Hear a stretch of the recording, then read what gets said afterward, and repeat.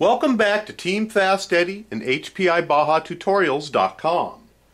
Today we're going to address the second portion of page 54 as well as page 55 and the first portion of page 56. All of this goes back to building shocks, and the rear shocks are going to build basically the same as the front shocks.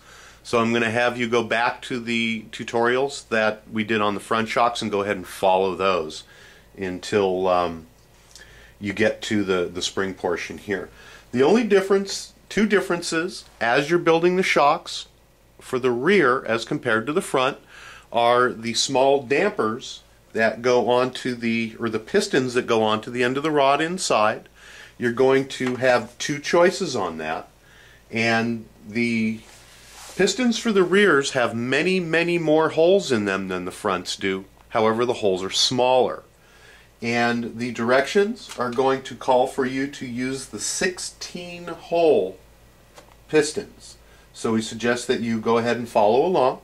The other difference is that from the front to the rears is instead of filling them with the 40-weight oil, we're going to go ahead and fill the shocks up with a 5-weight oil.